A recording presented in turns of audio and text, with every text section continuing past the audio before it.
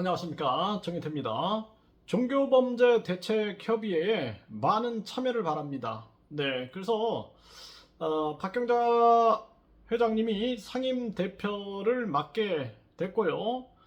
저도 전략위원장을 맡게 됐습니다. 네, 그래서 앞으로 이제 많은 자문 변호사, 네, 이런 분들을 참여시키고 또 많은 회원들, 또 직접 정신적으로 또 정치적으로 또 심리적으로 물질적으로 피해 보신 분들, 이런 분들이 많이 참여하게 될 겁니다. 그래서 여러분들이 피해자분들도 그렇고 대한민국이 이 종교 범죄가 있어서는 안 된다, 이러한 부분들을 공감하시는 그러한 분들은 적극적으로 참여하셔가지고 우리가 종교 범죄를 뿌리 뽑는데, 이게 뭐 뿌리는 못 뽑을 거예요. 하지만 우리 이 한국 사회에 종교 범죄에 대해서 공감하고 함께 고민하는 사람들이 있다,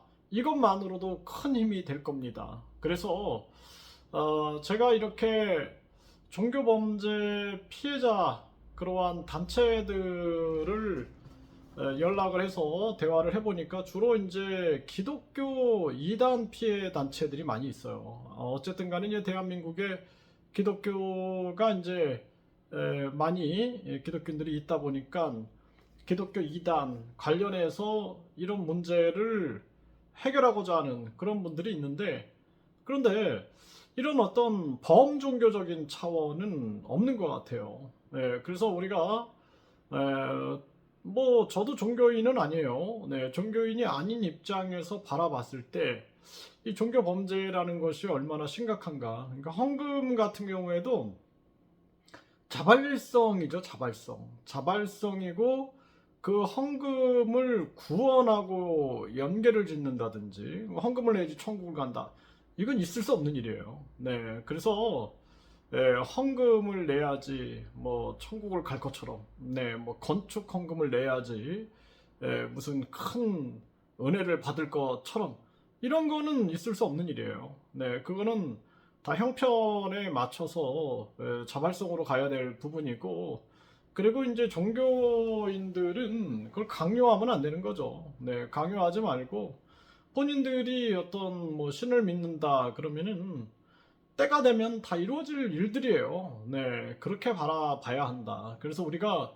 합리적인 선에서 뭐 우리가 어떤 협회 같은 경우도 회비가 있잖아요. 그러니까 뭐 종교 단체들도 회비 차원이라든지 적정한 적정한 자발성에 의한 뭐 헌금이라든지, 그리고 그 헌금 사용에 대한 투명성, 교회 같은 경우에도 뭐 그 헌금이 얼마 들어왔고 그 돈을 어떻게 쓰는가라는 측면들에 대한 투명성이 있는 거죠. 거기서 횡령이 이루어진다든지 내 돈처럼 쓴다든지, 또는 뭐 고급 차량이라든지 뭐 이런 것들을 마구 써대면서 피땀 흘린 그러한 사람들의 소중한 그러한 돈을 마구 사용한다든지, 이런 거는 있을 수 없는 일이죠.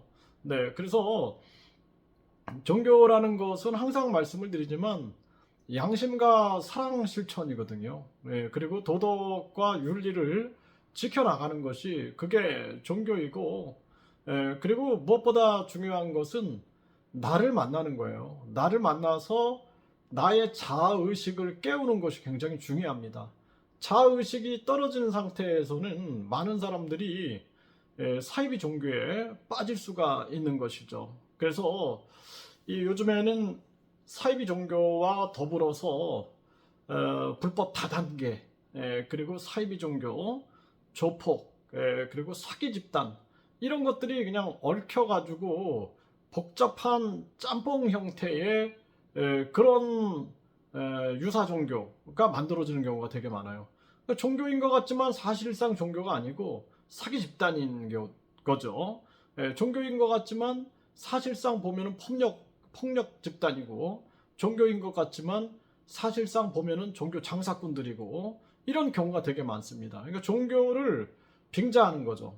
종교의 탈을 쓰고 범죄를 저지르게 되는 거죠. 그래서 우리가 종교범죄 대책 협의회에서 앞으로 종교범죄 피해 상담사, 네, 종교범죄 피해 상담사, 또 종교범죄 예방 강사 이런 것들도 양성을 하자 이런 얘기도 나왔고, 그쵸? 이거 반드시 실천해야 된다라고 생각을 하고, 그 국가 차원에서도 움직여야 돼요. 이거는 국가 차원에서도 함께 움직여 나갈 부분이다. 저는 그렇게 생각을 하게 되고, 그리고 이제 종교범죄 피해자에 대한 지원. 네가 멍청했기 때문에 속았지. 네가 멍청했기 때문에 수억을 헌금했지. 이런 논리가 아니라 교묘하게 심리 조작에 걸려들게 되면은 개인 간의 사랑의 문제에서도 심리 조작에 들어갈 수가 있고, 개인 간 관계에서도 그렇고, 이 종교를 이용해 가지고 하면 더 쉽게 되는 거죠. 심리 조작, 세뇌, 심리 조종이 굉장히 심해지는 거죠. 이렇게 당한 분들이 굉장히 많은 거죠. 종교 범죄 피해자들에 대한 지원, 피해자들에 대한 상담, 이런 것들이 굉장히 중요한 부분이고, 또 종교 범죄 피해자분들이 사회 적응 못하는 경우가 되게 많아요.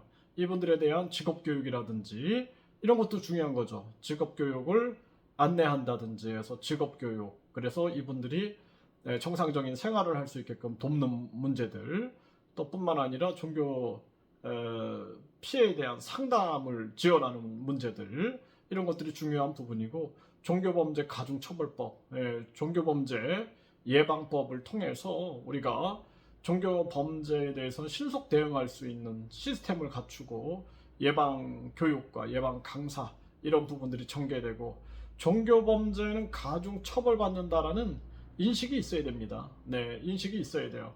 그래서 종교범죄 대책협의회에서는 우리가 종교의 밥그릇화가 아니라 이 진정 우리 사회의 공정과 윤리와 도덕을 바로 세우는 그러한 부분으로 가야 한다, 이렇게 말씀을 드리고요.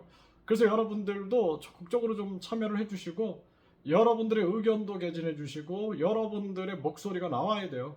여러분들의 비판도 있어야 됩니다. 여러분들의 건전한 비판 속에서 전개가 돼야 되고, 또 임원진들이 잘못 간다 그러면 여러분들이 회초리를 들어야 되는 거예요. 회초리를 들어서 바르게 갈 수 있게끔 해야 되고, 사람은 누구든 이 마음을 다스리지 못하면은 탐욕에 빠질 수가 있고 타락할 수 있는 게 인간이다.